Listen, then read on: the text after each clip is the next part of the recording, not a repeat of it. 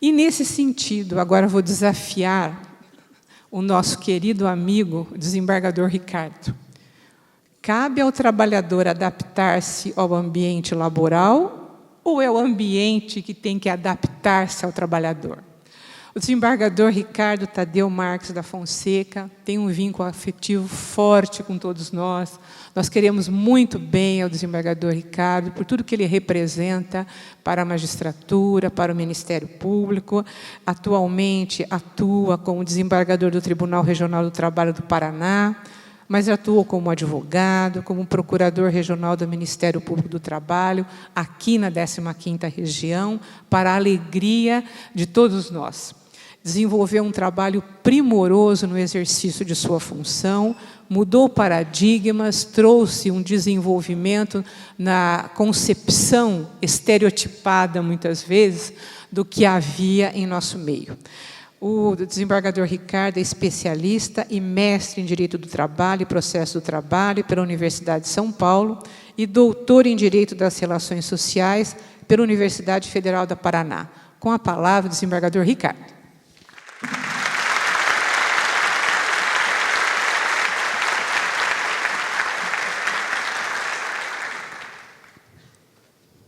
Bem, eu preciso de um instante para acomodar a emoção diante das palavras carinhosas da desembargadora Tereza, que é uma pessoa que goza da minha parte de um afeto especial.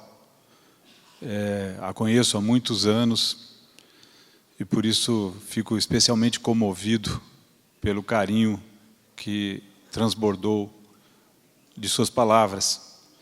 Também quero novamente abraçar todos os amigos com os quais me encontrei aqui e tive a emoção de ver que estamos caminhando juntos na seara da humanização das relações do trabalho.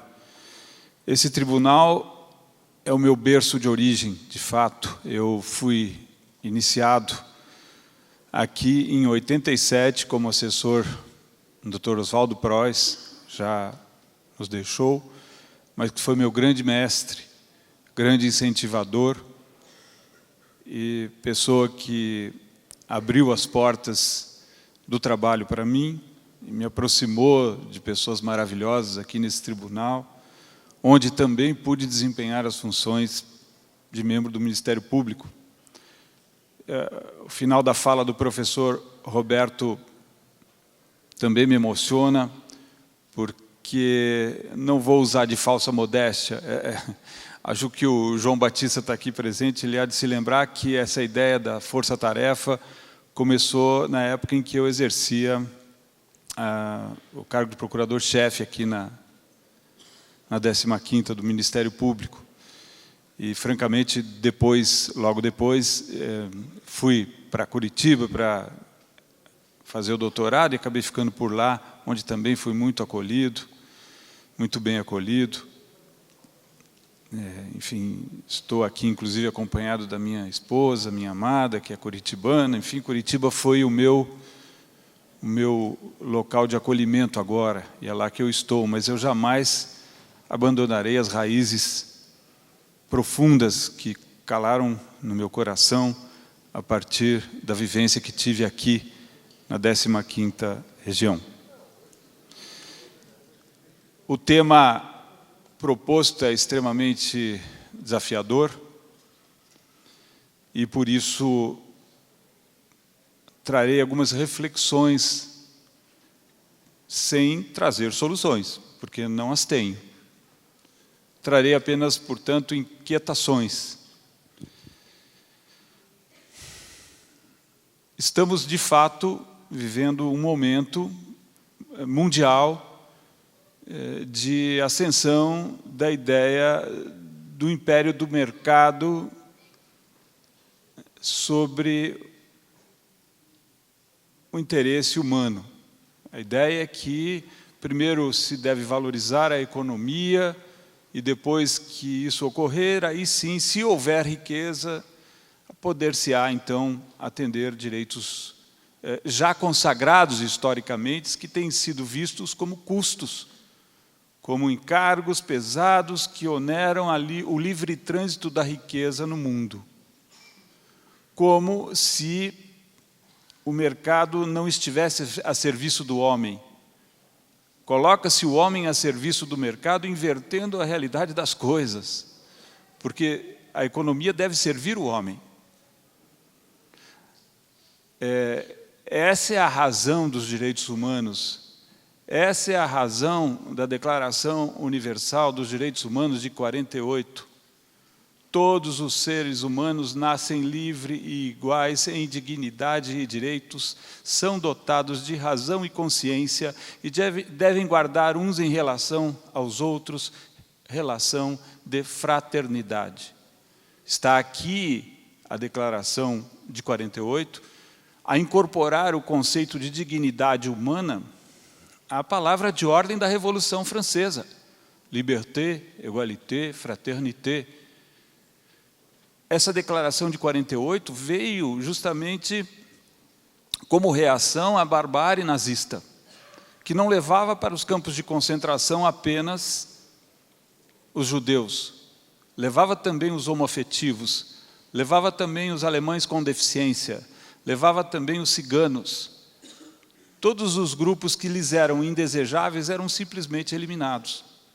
Foi esse o fator histórico que incorporou à palavra de ordem da Revolução Francesa o conceito de dignidade.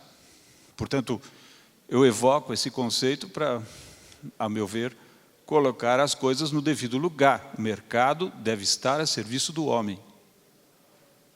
E, claro, da mulher também. Enfim, do ser humano.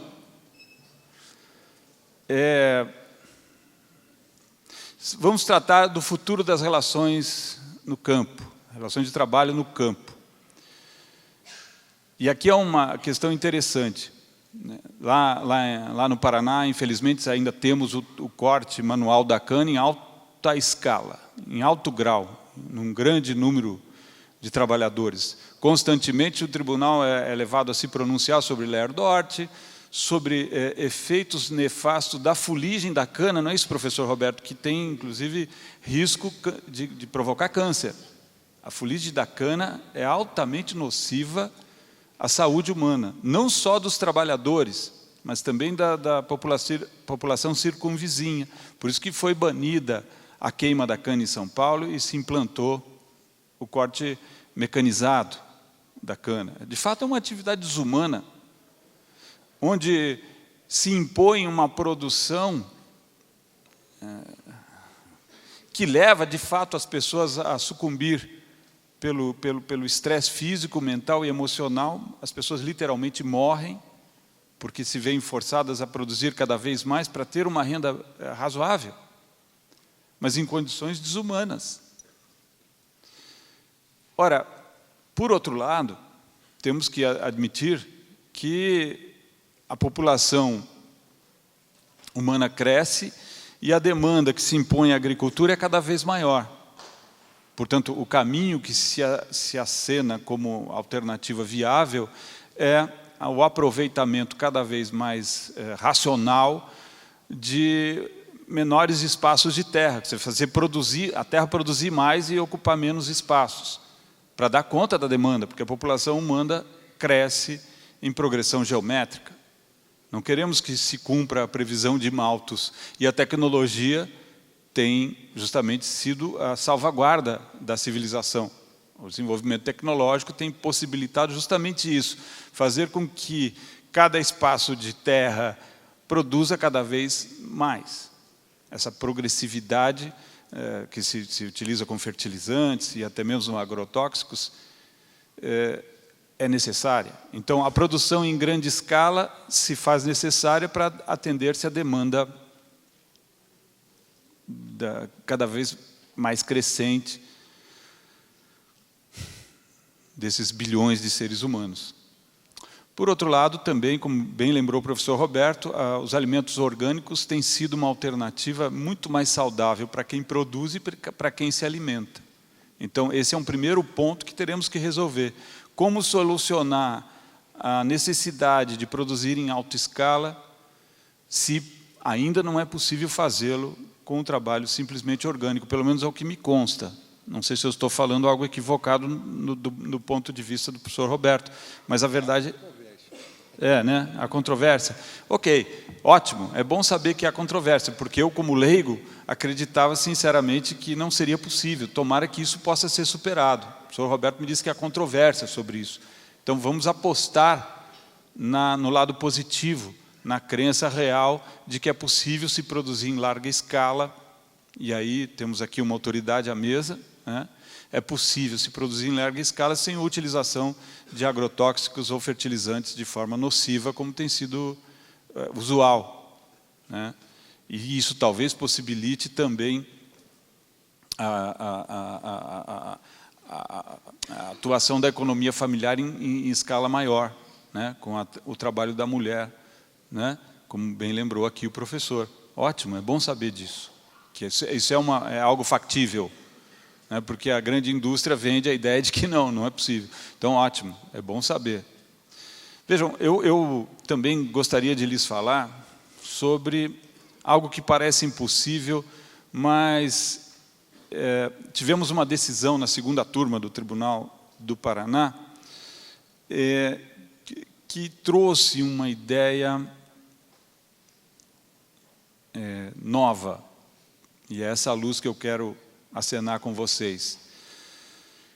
Vejam, eu tive o privilégio de participar da elaboração da Convenção Internacional de Direitos da Pessoa com Deficiência na ONU. E participei, portanto, de um consenso que foi mundialmente construído no sentido de superar-se a definição médica, clínica de deficiência, para que se adote a definição política, social de pessoa com deficiência. Isso, acreditem, por favor, não se trata de jogo de palavras.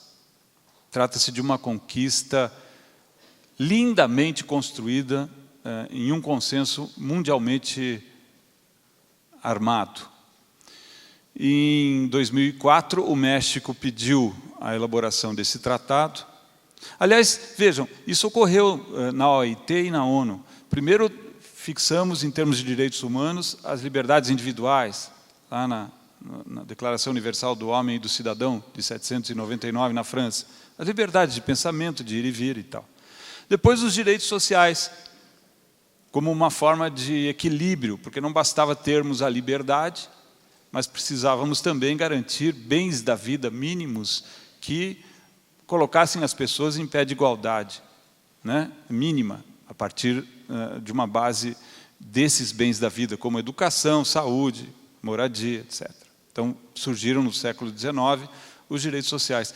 Mas justamente a partir da própria experiência da OIT, que desde logo se preocupou em combater o trabalho infantil, em tutelar os interesses da mulher, já nos anos 50 do século XX, garantindo direitos iguais entre mulheres e homens. A própria OIT também se preocupou com a questão da discriminação no trabalho, com a Convenção 111, né, em favor de grupos vulneráveis. Esse mesmo movimento que fez a OIT, ao equilibrar as relações entre capital e trabalho, em garantindo trabalho decente, como uma força de justiça social, esse mesmo movimento se voltou aos grupos vulneráveis, mulheres, crianças, negros na América, que se constituem como um grupo vulnerável estatisticamente.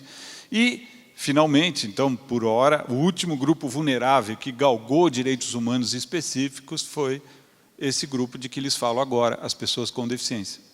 A adoção desse conceito social, insisto, não se trata de metáfora, não se trata de jogo de palavras, é fundamental para as pessoas que têm, como eu, impedimentos físicos, mentais, intelectuais ou sensoriais. Então, o artigo 1 dessa convenção define pessoa com deficiência como aquela que apresenta impedimentos físicos, mentais, intelectuais ou sensoriais, os quais, em combinação com diversas barreiras, podem impedir a participação plena dessa pessoa. Portanto, a partir da Convenção da ONU, que foi finalizada em 2006, assinada pelo Brasil no início de 2007, ratificada pelo Brasil, e aqui também tive o privilégio de influenciar um pouco nisso, quer dizer, foi o primeiro tratado ratificado formal e substancialmente no Brasil como norma constitucional, com fulcro no parágrafo 3º do artigo 5º da Constituição. Portanto, não se trata de tratado internacional que doutrinariamente tem status de norma constitucional e, segundo o Supremo, teria status de norma supralegal. Não, esse se trata de um tratado, sim, ratificado constitucionalmente. 3/5 em 2 turnos, na Câmara e no Senado. Então, trata-se de norma constitucional. Vejam, a partir desse conceito político que está no artigo 1 do decreto, da Convenção, a deficiência haverá na medida em que se apresentarem barreiras à pessoa com deficiência. Onde não as houver, não haverá deficiência. Portanto, a deficiência não está na pessoa, a deficiência está no meio, nas barreiras que o meio lhe pode impor. Quais são essas barreiras? Bom, barreiras arquitetônicas. Dificilmente uma pessoa com cadeira de roda viria para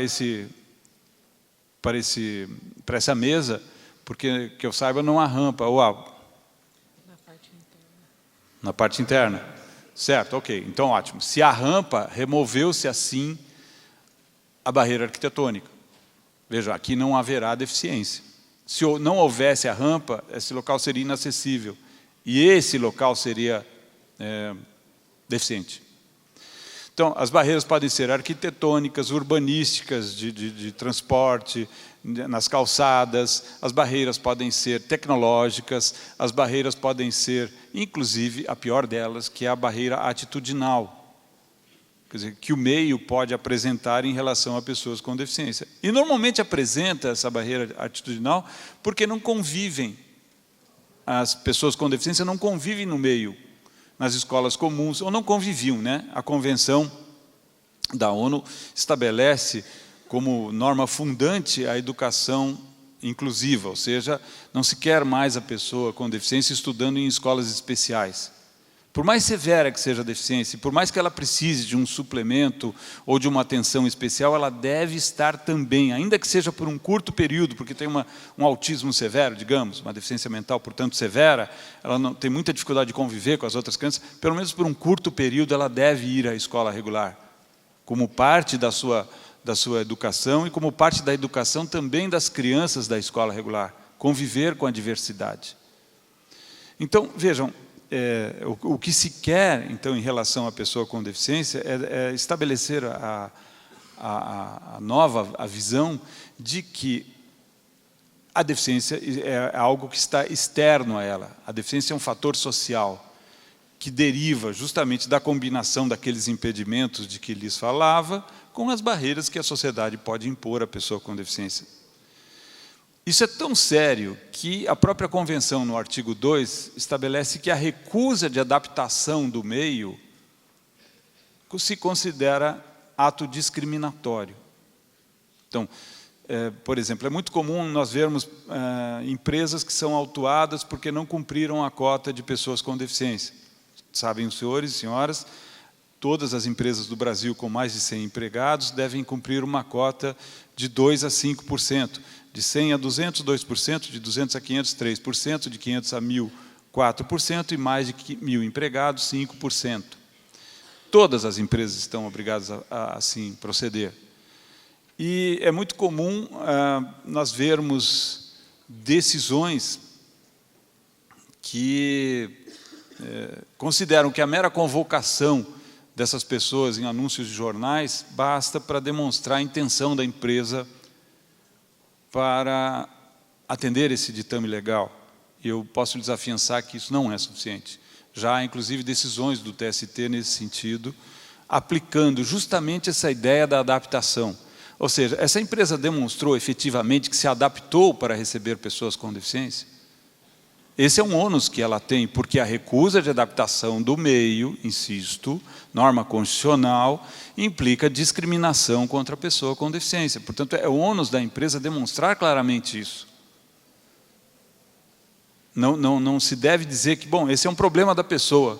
ela é difícil mesmo de ser inserida. Não, agora esse é um problema social. Uma calçada que impede o livre trânsito de uma pessoa que usa muleta ou que usa cadeira de rodas é uma barreira urbanística. E a recusa de remoção dessa barreira é discriminação. E digo mais, a própria Lei Brasileira de Inclusão, a Lei 13.146, tipifica como crime. Vejam como é sério o ordenamento jurídico hoje. Crime discriminar pessoa com deficiência. Então, mas eu não sei como fazer, é muito difícil. É verdade, eu também não sabia como eu ia fazer para ser juiz, né? No começo da minha carreira disseram que eu não podia, vocês sabem disso, né? Não foi possível eu concluir o concurso da magistratura na 2ª região. Era senso comum naquela época dizer-se que uma pessoa cega não pode ser juiz.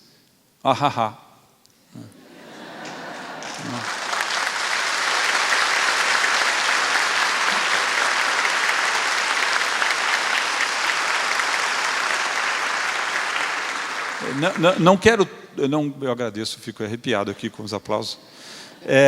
Eu não quero dizer com isso que eu sou um cara super-homem, nada disso. Eu só quero dizer que a coisa é muito mais simples do que parece.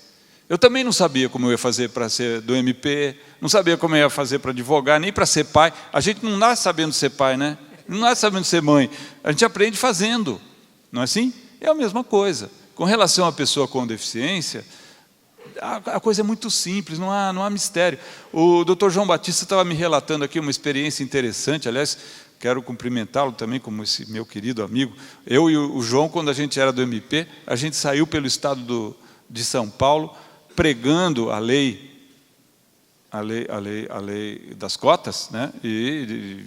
A gente fazia reuniões com as empresas, notificava as empresas nos polos culturais e econômicos do Estado. Todas as empresas com mais de 100 empregados, fazíamos uma audiência pública, convidávamos os juízes, os membros do Ministério Público. Eu acho que a gente jogou uma sementinha boa, porque o Estado de São Paulo é o que mais emprega pessoas com deficiência.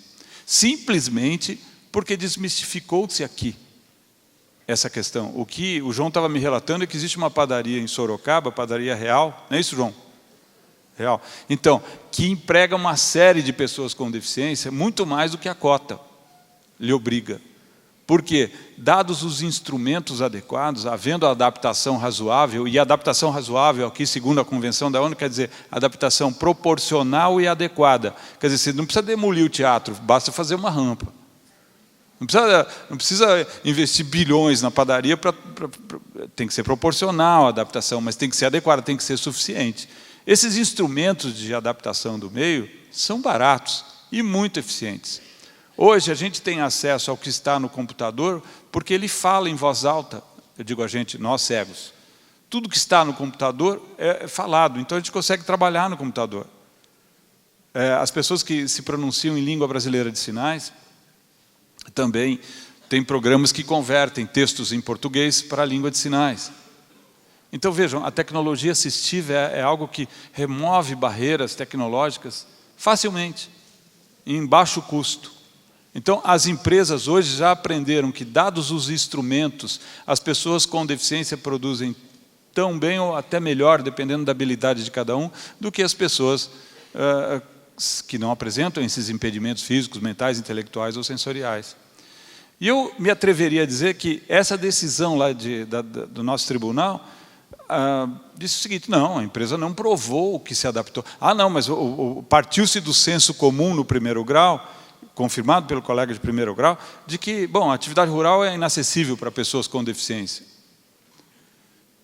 Nos padrões que a gente conhece, de fato é. Mas a verdade é que a empresa precisa se adaptar. E há meios. Vocês querem ver uma coisa? Vocês acham que é possível trabalhar na construção civil, pessoa com deficiência? O que vocês acham? Senso comum. Não, né? Não, trabalho pesado, penoso, etc. Tá legal. O Sinduscom de São Paulo, que aliás está com as pernas bambas por causa dessas reformas todas, como todo sindicato, mas o Sinduscom, o Sindicato da Construção Civil de São Paulo, estabeleceu 142 funções possíveis para pessoas com deficiência no canteiro de obras. E eles estão inserindo, sim, pessoas com deficiência. É claro, eu digo, com os devidos equipamentos, com a devida adaptação razoável, essas pessoas produzem tanto quanto quaisquer outras pessoas. Então, assim, por isso que eu acredito, e a segunda turma concordou com essa proposta, de que, mesmo nas empresas sucroalcooleiras, é possível haver adaptações e inserção de pessoas com deficiência, principalmente se considerando que a mecanização é uma tendência na lavoura, principalmente nas grandes culturas. Então, se você está mecanizando, ter uma deficiência física para alguém que vai guiar uma máquina dessa não é problema nenhum, né? Ter uma deficiência física é facilmente superável, basta você adaptar. Como as pessoas hoje guiam carros que são adaptados e tudo bem, a legislação brasileira lhes dá esse direito. A questão é adaptar o carro, não impedir a pessoa de exercer o seu direito de ir e vir. Então, a mecanização da agricultura é um sinal positivo que estabelece uma possibilidade real de inserção de pessoas com deficiência nesse trabalho. É claro que eu também acredito que o corte da cana manual tem que ser extinto, pela tarefa em si, tal como se desempenha, e pelos efeitos que ela impõe à própria população que circunda, né? O próprio efeito maléfico da fuligem tem que ser afastado. Então, tomara que isso que ocorreu em São Paulo também se estenda a todos os estados do Brasil com relação ao corte de cana. Mas existem lavoura de soja, lavoura de trigo, algodão, enfim, outras lavouras onde a mecanização também pode ser um fator de inserção da pessoa com deficiência. É um espaço que se abre aqui, não só na cana, mas em qualquer lavoura. E mesmo na agricultura familiar, em pequena escala, se houver adaptação, é possível. Uma vez eu vi uma matéria na TV, é claro que eu não consegui ver as imagens, mas essas imagens foram descritas. Um moço que tocava lá o sítiozinho dele sem os braços. Ele trabalhava na lavoura só com as pernas.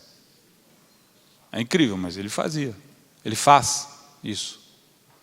É incrível para nós, porque a gente não consegue imaginar. Mas é o que eu digo, a capacidade humana de superar o que parece impossível é íncita à própria condição humana. Então, o que eu coloco para as senhoras e senhores é uma palavra de esperança. Apesar da ameaça que se coloca de subjugar-se o homem em favor do mercado, apesar do que isso pode significar em termos de risco de se solaparem direitos humanos fundamentais, existe na condição humana a própria força de superação dessas adversidades, não só políticas e econômicas, mas como também as adversidades que o meio nos impõe. Não há limites para a capacidade humana, acreditem nisso, não há. Um abraço.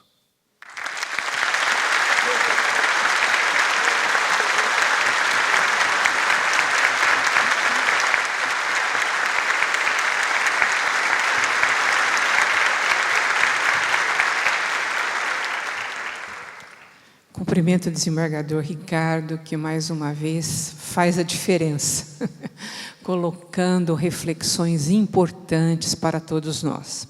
Senhores, começamos esse painel com um questionamento, não é? Haverá futuro para o direito do trabalho, especialmente no que se refere ao trabalho rural? Eu não tenho dúvidas de que o momento é de preservação dos nossos alicerces, principalmente sobre dois eixos fundamentais. A primazia da realidade, tão bem cunhada por Mário de la Cueva, quanto o princípio da proteção, exponenciado na América do Sul por Américo Plá Rodrigues. Como operacionalizar e conferir funcionalidade a esses dois eixos num momento de intensa transformação no mundo do trabalho. Este é o desafio. E nenhum de nós tem a resposta pronta e acabada, mas temos, sim, algumas pistas de como a resposta pode ser obtida. Primeira pista, me parece que não há mais como sustentar um ordenamento rígido que tenha uma resposta unívoca para situações tão diversas e revestidas de alta complexidade. Me lembro de uma reflexão que ouvi, numa oportunidade, de um constitucionalista italiano, o professor Gustavo Zagrebelsky, a respeito do direito dúctil. E isso me chamou muito a atenção. Como assim direito dúctil? O que eu posso entender como direito dúctil? Direito dúctil é aquele direito permeável, permeável às condicionantes históricas, sociológicas, econômicas, mas que não se submete à lógica dessas condicionantes. Me parece que a segunda palavra-chave é o revigoramento da importância do jurídico como sistema. É óbvio que o jurídico se alimenta das perspectivas filosóficas do momento social, das condicionantes sociais, das informações econômicas. Isso me parece inquestionável. Entretanto, se o jurídico se submete a uma lógica sistêmica que não é própria do jurídico, o que acontece com o ordenamento? Ele entra num impasse, ele fica paralisado. É isso que nós estamos sentindo no nosso dia a dia. Há uma paralisação com o risco de esterilidade da norma jurídica. E eu acho extremamente preocupante que quem atue na área jurídica deixa de acreditar na norma. Deixa de reconhecer que a norma é vital para propiciar a pacificação social. Nós não somos ingênuos. A atitude de convencimento tem um limite de eficácia. É preciso que haja uma norma com força. O desembargador Ricardo nos relatou duas normas que conferem uma nova funcionalidade à questão da inserção da pessoa com deficiência. Mas é preciso acreditar na força do jurídico. É preciso reconstruir o sistema jurídico. E essa, senhores, é uma tarefa que cabe a nós. Nós não podemos terceirizar isso. Não podemos delegar. É uma tarefa difícil, mas nós temos que acreditar na ressignificação do jurídico. E o que eu quero dizer com ressignificação do jurídico? Quero dizer o seguinte: as contribuições que as outras ciências trazem para a ciência jurídica são importantes, são relevantes. É claro que, quando eu vou julgar, eu me atento para algumas perspectivas filosóficas do conflito, sociológicas do conflito, econômicas do conflito. Porém, a dinâmica do sistema tem que ser jurídica. Se não for jurídica, nós vamos esvaziar o direito do trabalho. E não existe nada para ser colocado no lugar. Essa é a nossa responsabilidade. Reconstruir o edifício jurídico a partir de um novo alicerce. Reconhecer que o edifício jurídico tem fissuras importantes, mas ter a coragem para assumir a reconstrução desse edifício.